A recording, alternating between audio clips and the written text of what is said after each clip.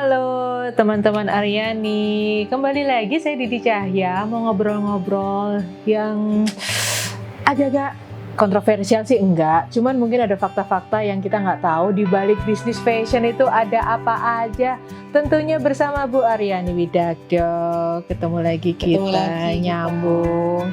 Bu, kalau ngomongin industri fashion ya, kemarin-kemarin kan kita udah membahas bahwa industri fashion itu ternyata menghasilkan sampah fashion yang 60 miliar meter persegi per tahun.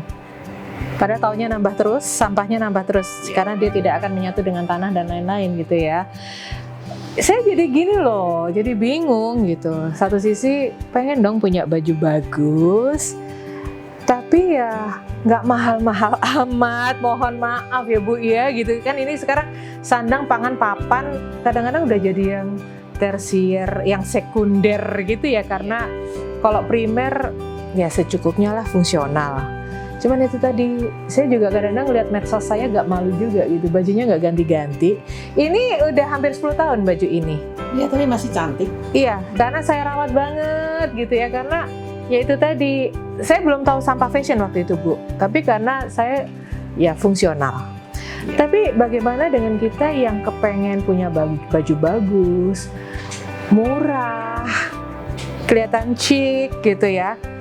Sementara gini, kayak sekarang kita ini kan di rumah gitu ya, kadang-kadang di rumah tuh kan juga pengen cantik, punya baju bagus, tapi nggak high fashion juga gitu ya.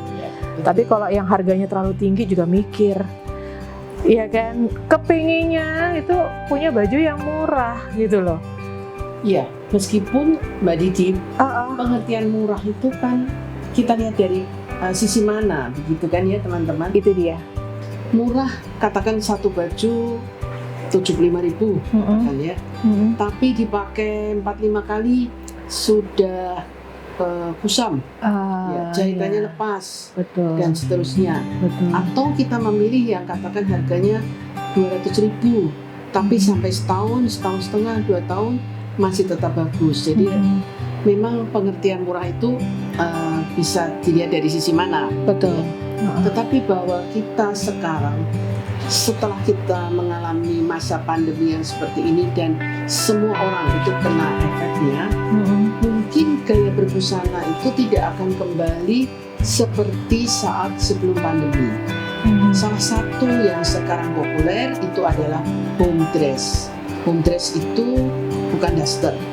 Home dress adalah busana yang lebih santai, tetapi tidak mengesankan pakaian tidur, dan kita masih bisa pakai keluar. Misalkan, atau kita juga di masa pandemi untuk keluar rumah tidak seperti dulu, ya, jalan-jalan ke mallnya mungkin juga dibatasi, karena anak kecil juga susah mau masuk mall dan seterusnya. Jadi busana itu mungkin kita pakai keluar menjemput anak sekolah, atau mungkin kita ke supermarket. Pasti ya, kalau belanja pasti tetap harus belanja meskipun banyak yang bisa delivery. Ya. Jadi itu adalah busana-busana yang kita sebut sebagai home dress. Nah, kembali kepada tadi soal murah, ada sebuah pendapat yang sekarang populer, yaitu buy less, choose well, make it last. Itu quote yang asalnya dari Vivienne Westwood. Teman-teman fashion people pasti kenal ya Vivienne Westwood, desainer Inggris yang cukup ngetop dengan gaya punk dan gaya yang eksentrik gitu ya. Artinya, belilah baju itu dengan bijaksana. Kalau kita rangkum dalam bahasa Indonesia kira-kira begitu. Bijaksana itu ya, dalam hal ini jangan sering-sering beli, pilihlah yang berkualitas dan buatlah busana itu awet. Termasuk tadi seperti Mbak Didi merawat. Nah, pertanyaannya kan, ya, murah itu seberapa, kembali kepada tadi cara kita memandang, ya. Lalu mungkin yang jadi pikiran anak-anak muda terutama, lah kalau bajunya jarang beli, terus bajunya awet sampai 2 tahun masih tetap bagus, kan kita nggak pernah bisa ikut fashion, ikut tren, gitu ya. Tidak juga, karena kita dapat menambahkan item tertentu. Misalkan kita punya celana panjang dengan kemeja. Kita bisa untuk tahun ini katakan saja untuk musim libur tahun ini kita tambah rompi. I see. Seperti itu. Kemudian kita beli lagi blus longgar yang berwarna-warni. Celananya sudah ada, jadi kita pakai seperti itu. Celana yang sudah lama dipakai dengan blus yang warnanya ikut tren misalkan. Jadi artinya kita tetap akan menambah baju, tetapi tidak segencar seperti sekarang di mana industri fast fashion bisa mengeluarkan baju model baru hanya dalam waktu 2 minggu. Setiap 2 minggu display di toko-toko fast fashion itu sudah ganti baru. Itu yang kita hindarkan. Harganya kan memang kalau kita menghindarkan serat buatan, serat alam relatif lebih mahal. Tapi dengan kesadaran bagi anak-anak muda di negara-negara maju terutama, mereka mau kok membayar lebih. Saya jadi ingat. Di Indonesia belum terlalu booming, tapi saya jadi ingat ya. Ini kita bicara Indonesia dulu. Tadi kan kita waktu belum on kamera gitu ya, jadi kita ngomong tentang luar negeri ya. Saya baru ingat di Indonesia itu ada anak-anak muda yang dia tuh menerima baju-baju bekas yang akan kalau handphone itu kan direkondisi ya. Nah ini sama dia tuh yang bisa yang lengan panjang habis itu digunting, ditambah jeans segala macam, dijual lagi. Itu ide yang sangat cemerlang. Ada di Indonesia. Nanti saya cari Instagramnya. Terus di luar negeri juga sudah mulai banyak ini Bu, persewaan baju. Jadi kalau cuma untuk foto-foto aja gitu, kita nggak usah beli. Iya, betul. Itu ide yang cemerlang ya. Karena tadi alasan kalau masuk di Instagram tidak mau bajunya sama, ya cara satu-satunya nyewa saja. Itu kan salah satu upaya untuk memperpanjang usia penggunaan baju ya, termasuk tukar menukar baju. Tukar menukar baju yang juga sudah cukup populer. Memang di kota kita ini, karena kami di Surabaya memang ada sih, tetapi mungkin hanya 1-2. Jadi sebenarnya kalau kita jeli ini sebenarnya peluang bisnis juga ya Bu? Iya, peluang bisnis. Nah, ngomong-ngomong tentang bisnis dan memperpanjang usia penggunaan busana baju, itu sekarang yang lagi ngetren itu adalah thrifting. Saya bingung Bu, saya posisi di tengah-tengah gitu ya. Sebenarnya thrifting itu solusi atau masalah baru? Kenapa saya bilang solusi? Karena dia memperpanjang usia penggunaan baju. Tapi kenapa itu jadi masalah baru? Karena di Indonesia tuh kesannya gitu jadi tempatnya orang-orang buang sampah fashion gitu loh. Masih bisa dijual Bu. Kalau Semarang dulu awul-awul namanya. Itu sebenarnya Mbak Didi itu kan memenuhi tadi ya yang quote dari Vivienne Westwood yang mengevaluasi itu ya. Karena busana itu awet begitu ya. Iya. Tetapi di satu sisi thrifting itu memang merugikan sih sebenarnya untuk industri fashion Indonesia yang dalam keadaan sekarang sudah cukup terpukul dengan adanya barang impor murah ya. Murah dan niru begitu ya, misalkan seperti batik kita yang ditiru. Memang itu suatu, saya setuju dengan Mbak Didi. Kita ini berada di tengah nih, mau bagaimana ya. Nah, jawabannya saya sendiri juga kurang memahami secara benar begitu ya. Karena itu ada hubungannya kan dengan polisi pemerintah. Busana bekas itu kan sekarang ilegal. Betul. Ilegal. Sebenarnya ilegal dan banyak alasan juga ya, entah itu karena penyakit atau apa itu sebenarnya. Tapi Bu, di Surabaya itu ya, kalau udah turun dari kapal itu pada berebut Bu, butik-butik thrifting itu Bu.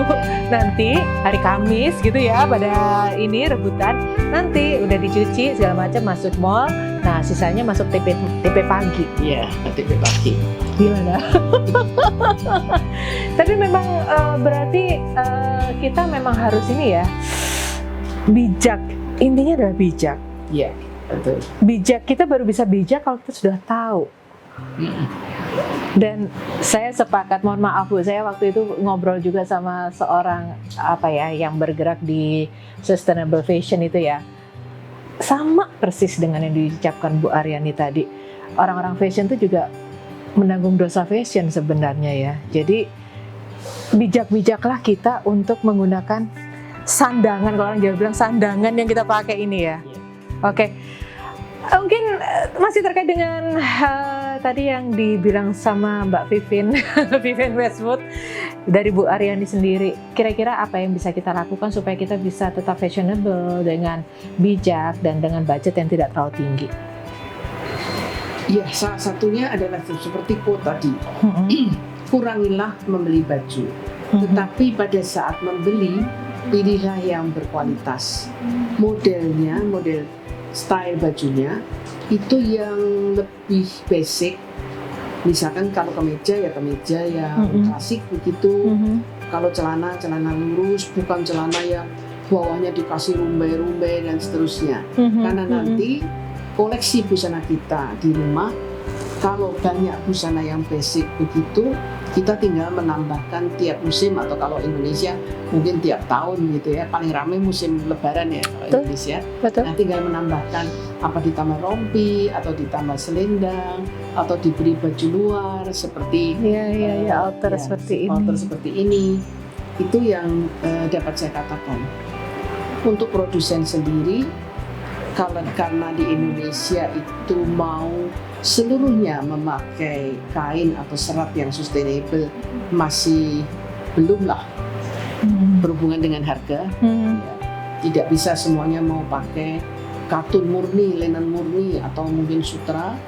Ya, kalau masih memakai polyester, it's okay untuk masa sekarang.